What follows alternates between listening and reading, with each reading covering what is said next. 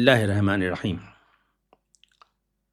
پچھلی ویڈیو میں ہم نے یہ موقف پیش کیا تھا کہ مدارس میں +2 سطح کی تعلیم کو شامل کرنا مدرسہ فارغین کے مستقبل کو بنیادی طور پر بدل سکتا ہے، صرف اس لیے نہیں کہ انہیں ایک تسلیم شدہ تعلیمی سند مل جائے گی، بلکہ اس لیے کہ وہ اپنے آپ کو نئے زاویے سے دیکھنے لگیں گے، ایک ایسی جماعت کے طور پر نہیں جو حاشیے کے لیے تیار کی گئی ہو، بلکہ ایک ایسی نسل کے طور پر جو مرکز میں کردار ادا کرنے کے لیے تیار ہو۔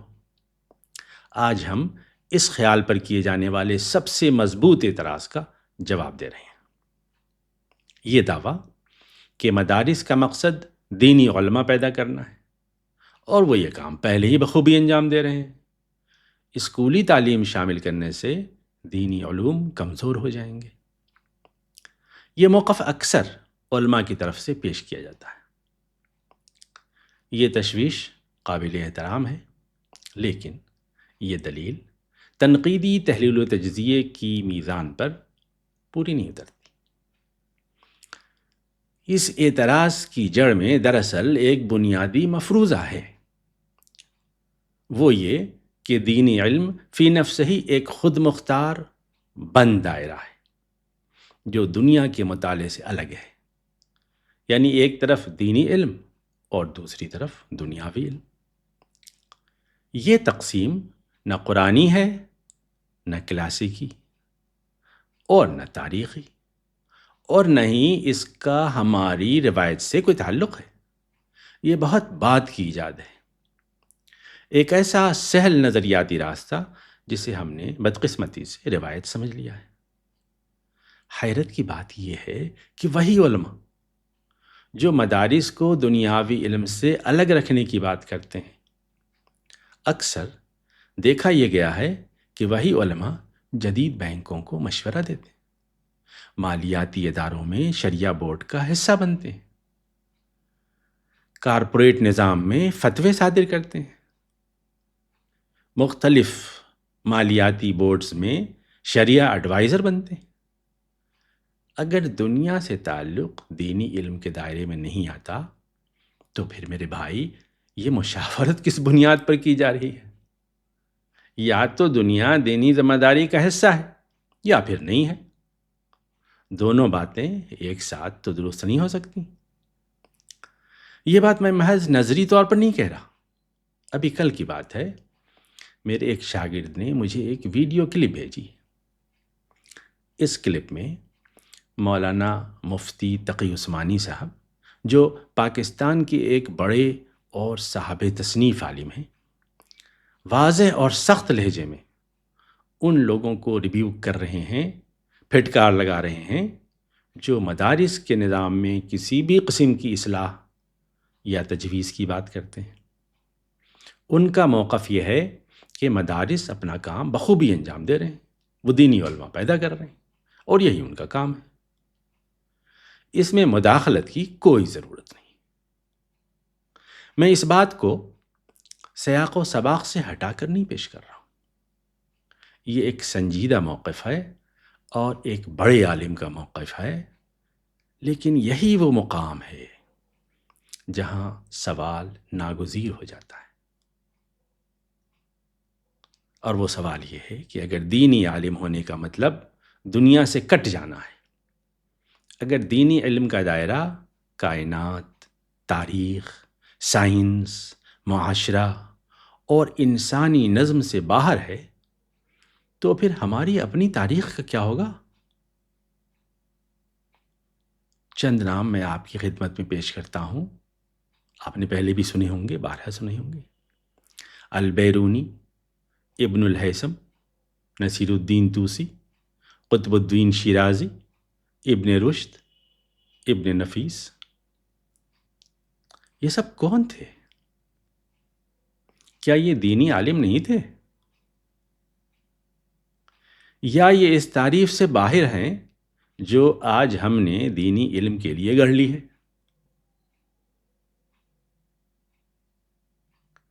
آپ کی اطلاع کے لیے عرض ہے کہ یہ سب قرآن کے مفسر بھی تھے فقی بھی تھے، قاضی بھی تھے، اور ساتھ ہی سائنسداں بھی تھے۔ کوئی ان میں ریاضی داں تھا، کوئی ماہر فلکیات تھا، اور کوئی طبیب تھا۔ یہ کوئی اتفاق نہیں تھا، یہ اسلامی علمی روایت تھی۔ میں نے ان مثالوں کے سلسلے میں تفصیل سے گفتگو کی ہے اپنی کتاب العروج میں، جو اردو اور عربی دونوں زبانوں میں شائع ہو چکی ہے۔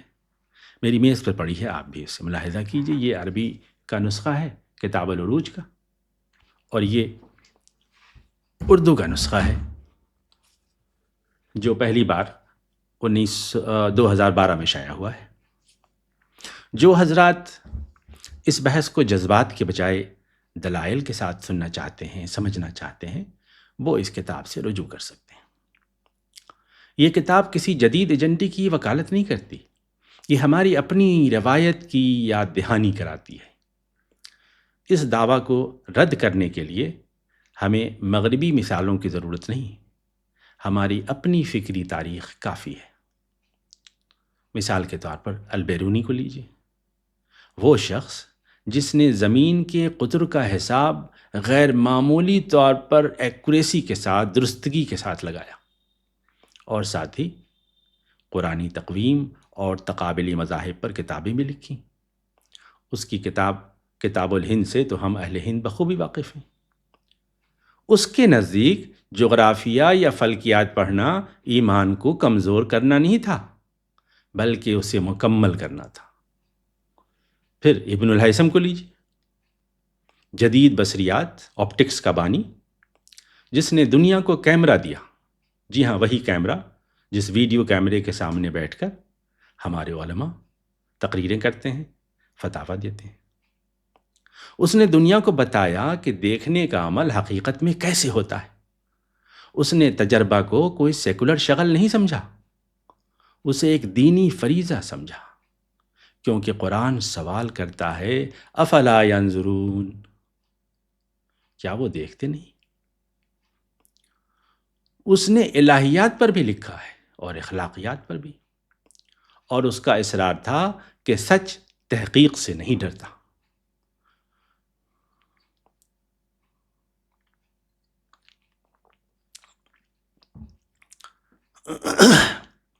اور پھر نصیر الدین طوسی، ایک متکلم جس کی تجرید الاعتقاد آج بھی مدارس میں پڑھائی جاتی، وہ ماہر فلکیات تھے، جس کے ریاضتی ماڈلز بعد میں کوپرنیکس نے استعمال کیے اور جدید دنیا کی تفہیم وجود میں آئی۔ ابن شاطر، جو دمشق کی مسجد میں موقت تھا، ٹائم کیپر، یہ کوئی استثناء نہیں، یہ جو مثالیں میں نے دیں یہ کوئی استثناء نہیں ہے، یہ معمول تھا ہماری علمی روایت کا۔ اس لیے کہ ہماری علمی روایت نے کبھی بھی اندھاپن پیدا کرنے کے لیے کبھی وہ بنی ہی نہیں تھی، وہ جامع ذہن پیدا کرتی تھی۔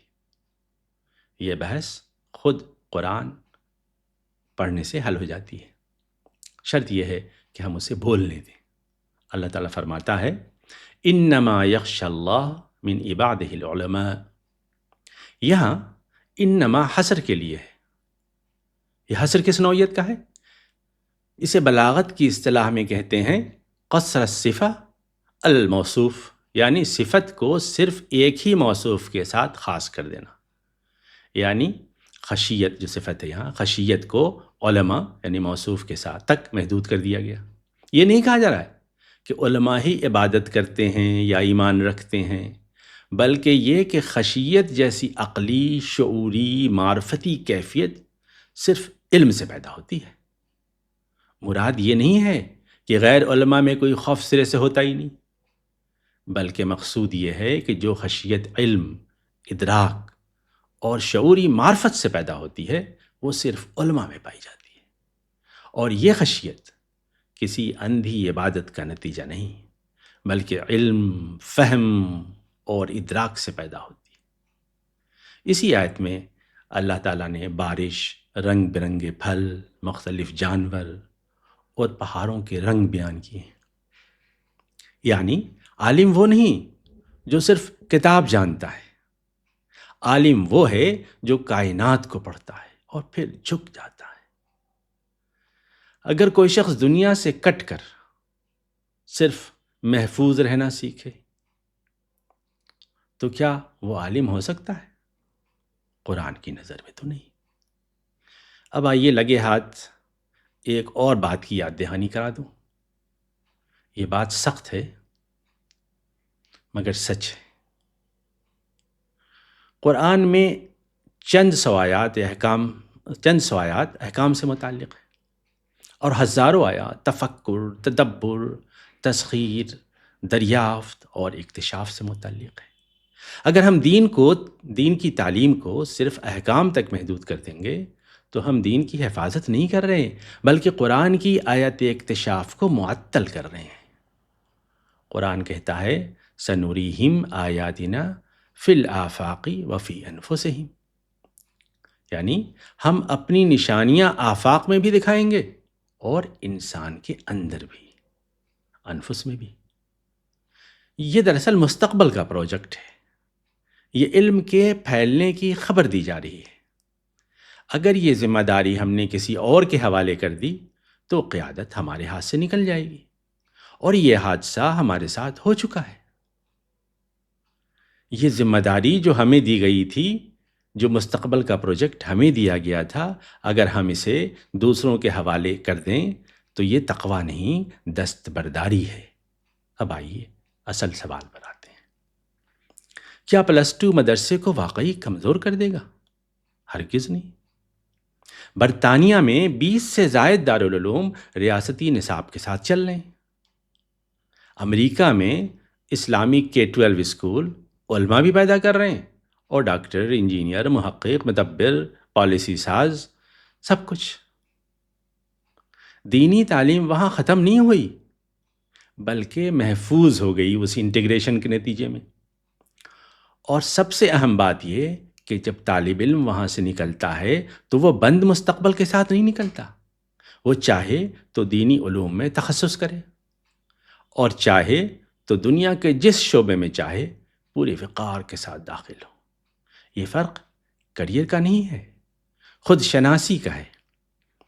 اب یہاں سچ بولنا ضروری ہے، اور سچ بولنے سے مسائل پیدا ہوتے ہیں، لیکن مجبوری ہے ایک اور سچ سن لیجیے۔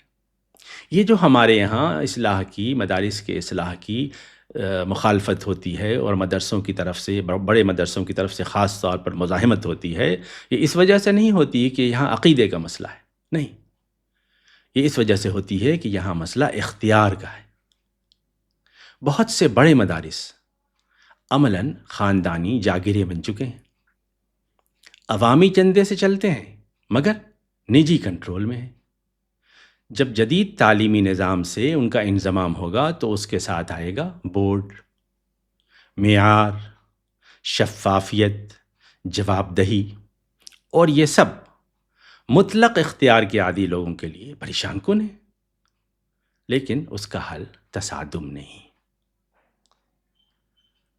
میں اہل مدارس کو یقین دلاتا ہوں، ارباب مدارس کو یقین دلاتا ہوں کہ تاریخ اس کے لیے ایک اور راستہ دکھاتی ہے، ایک متبادل فراہم کرتی ہے۔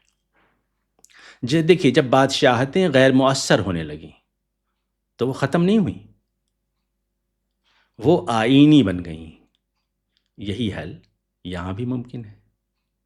جس طرح برطانیہ میں کاروبار مملکت تو جمہور چلاتا ہے لیکن بادشاہت باقی ہے، تو یہ ممکن ہے کہ یہاں بھی روایتی قیادت باقی رہے، علمی اتھارٹی بھی ان کی قائم رہے، لیکن امت کا مستقبل بند نظاموں کا یرغمال نہ بنے۔